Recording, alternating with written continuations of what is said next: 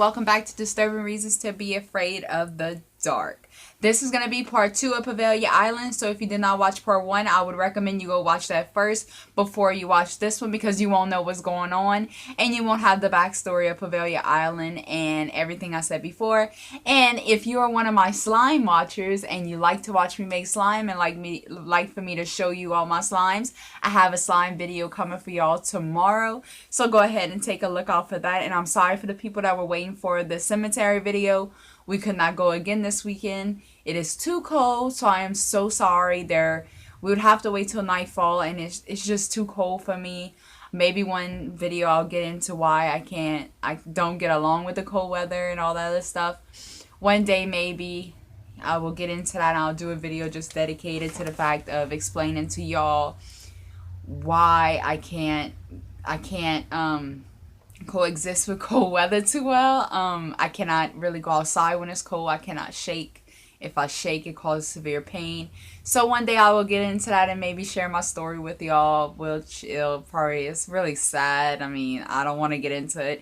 But anyway, let's go ahead and get started so I can get y'all as much as possible into this story.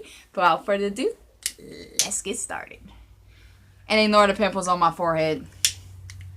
They're bothering me. I don't wear, if you haven't noticed, the only thing I wear is mascara. I am not a makeup kind of person. The only thing I own in makeup is mascara. I think one tube of lip gloss and blush and eyeshadow. That's all I own. That's it. I wear no base. Nothing like that. Nothing. And I never did. When I was younger, I did. But after I reached 16, I was like, no, boo-boo. I don't need it. I just wear mascara. So, yeah. So I don't have nothing to cover it up. So just ignore this, okay? Okay, well, let's get started. The true story of Poveglia Island, part 2. Okay, and when we left off last time, they were just reaching the other side of the island. And they just went over the bridge.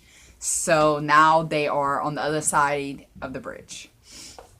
Rain had already started to fall down from the sky, and we all agreed that walking through the rain in the dark would serve us no good in a place we knew nothing about. This particular structure looked like some sort of church, but it was apparent no one had used it in a very, very long time. We made our way inside, and it was practically crumbling apart. After Sebastian, Michael, and Anthony scoped out the area, we decided to make a small area in the cleanest, driest part of the building. Sebastian, having been in the Boy Scouts as a kid, was able to start a small fire despite the rain coming through the caved-in roof. It was small, not enough for a reliable heat source, but enough to give us a peace of mind that we could somewhat see. Worn out from the day, we all huddled together in a makeshift sanctuary of sweaters and jackets and tried our best to sleep through the night. I hugged Sebastian and Anthony close to me, fearing they might disappear if I let go, and drifted off. I woke in a sense of panic. I was in a pitch black room. I had severe anxiety regarding the dark. I couldn't see anything. It made no difference if my eyes were closed or open. I jolted upward only to be slammed back down. It was then I realized I was harnessed to a bed.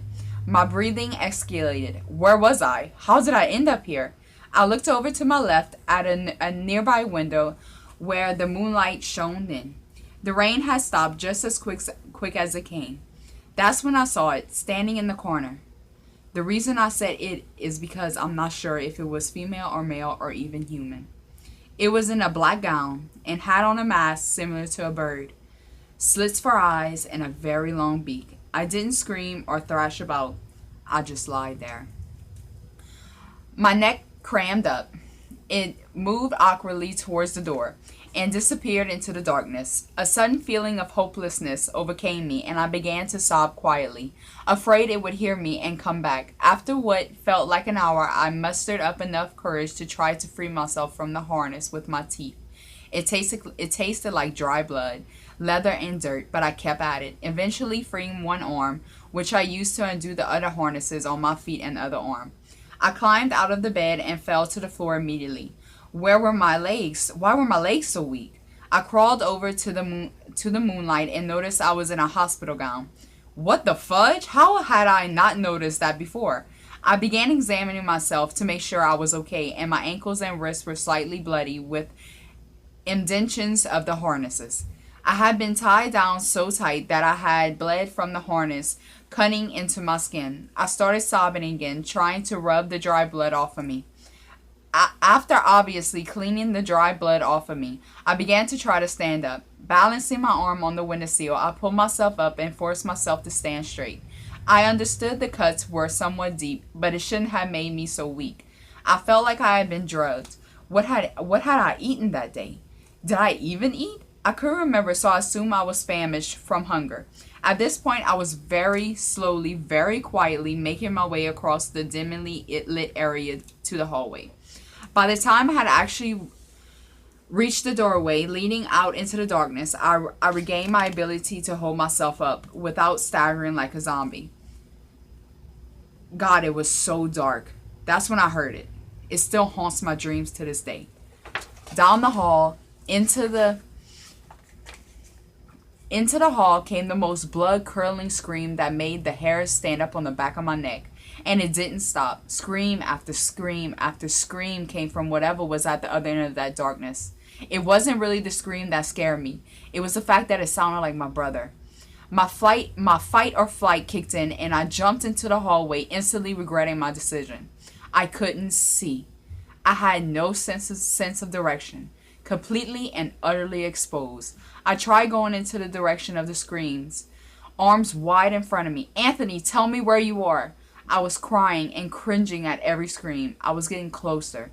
I rounded a corner, and the screams were hurting my eardrums at this point. My heart was beating faster than a hummingbird's wings flap, and hard enough that it felt like it was going to burst through my chest and land on the ground in front of me. I thought I would never escape until I saw a dim light coming from the doorway. I couldn't breathe. That room was where Anthony's screams were coming from. The second I stepped into the room, everything became silent. There, strapped to an operating table, was a cut-open body surrounded by surgeons in the same bird mask as the one I saw. And the body on the table didn't belong to my brother. It was Michael. And he was staring at me in the eyes, along with all the surgeons. I had walked in during their experimental surgery, and now they were staring me down with hand drills and scalpels in hand. I wish I could say I ran into the room. I wish I could say I fended the maskman off. I wish I could say I saved Michael. I didn't. I just stood there, overwhelmed with fear. My stomach was in my throat, and I couldn't breathe. The smell was unbearable. Charred flesh and vomit with a hint of mold. The masked doctors started moving towards me in unison. Once again, I didn't move. I couldn't. They were 6 feet away now. I was consumed with the feeling of dread and the possibility that death was staring me in the face. 3 feet away. It wasn't the fact they were moving towards me that made my skin crawl. They were silent, and it seemed as if their motions were skipping like a poor quality YouTube video still buffering. By the time I snapped out of my immobility, it was too late. I was grabbed by both arms by 2 of the masked doctors. The strong smell of potpourri hitting me in the face was enough to make my eyes water. I looked up to the one to my left, and as it stared back down at me, silently, pleading with my eyes. You don't have to do this. You don't have to kill me, please. They started dragging me out of this room and back into the dark hallway. No matter how much I screamed or kicked, I wasn't strong enough to break their hold, and eventually my feet gave away. Scraping against the debris on the floor, there was no hope. I am 5'1" and 118 pounds, and these things towered over me like giants. I was never going to escape. I was going to die. I leaned my hand into my right armpit and started to cry. There was no sense in being quiet anymore. My pleas for mercy were useless. We turned a corner, and I realized we were going back the same way I had come from. They were taking me back to the same room I woke up in. I cried harder, murdering no and please as I forced back onto the same bed I had spent forever trying to escape from. They started harnessing my left foot, and no matter how many times I tried to get up, I was immediately slammed back down with such force it made my head spin. As they strapped my left wrist into the harness, they started tightening them so tight it was cutting into my arm. More so than before, and it was actually affecting the circulation of blood flow. The best way to describe it is to imagine tying floss around your finger extremely tight and feeling a heartbeat. I squeezed my eyes shut and clenched my teeth together. The lack of circulation felt like it would be enough for my feet and wrists to fall off. After a few moments, my eyes shot open, scanning the room. All I could see were green dots from squeezing my eyes shut so tight, but from what I could see, the masked doctors were gone. I felt so helpless. I was back at square one. I started squirming around against the metal mesh of the worn down bed. The lack of a comforting mattress made it difficult because it sunk in so much. Think of a metal hospital bed with no mattress. Now think of a small person being strapped down on one. It was painful to say the least, but my goal was to loosen the harnesses enough to let my body breathe. It felt like my limbs were falling asleep. Thankfully, they were old enough to give me slack. This should have been the point where I tried to get myself out of the brown leather that strapped me to the bed, but I just laid there.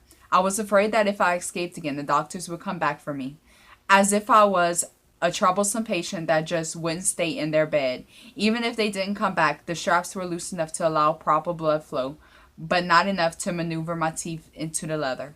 I just laid in the darkness crying. I'm not sure how long I was there, but eventually I had cried long and hard enough to cause my head to hurt and my eyes to feel swollen and heavy. So I did what any other sane person would do. I slept. That's all we have time for today. I'm so sorry. If it wasn't for YouTube taking a limit on phone uploads from I can't go more than 15 minutes and I still got to add my edits. So it's impossible. So I'm so sorry, but I love this story and I know y'all enjoying it too. I'm getting more subscribers by just reading this story and it's crazy, but I'm so grateful. So thank y'all for subscribing to my channel. If you're new, I'm Nikki Lou, and don't be afraid to leave any requests if there's something you want me to do. Even though it has nothing to do with paranormal, I will do my best to make it as great as possible for you. So just let me know if there's anything you would like me to do, like me to research, or if you have any troubles at home with any kind of paranormal, you can message me, and if I feel comfortable enough, you could give me your number or we could exchange and I'll help you any way I can. But if you're a creep, I will not. But anyway, thank you for joining me today. Don't forget slime tomorrow, so stay out, look out for that. I'll be adding something to the slime, just special. It's gonna be so much fun. Took me forever to find it, 2 Walmarts, but I found it. But thank y'all for joining me today, and remember, my Nikki Lou's, stay scared.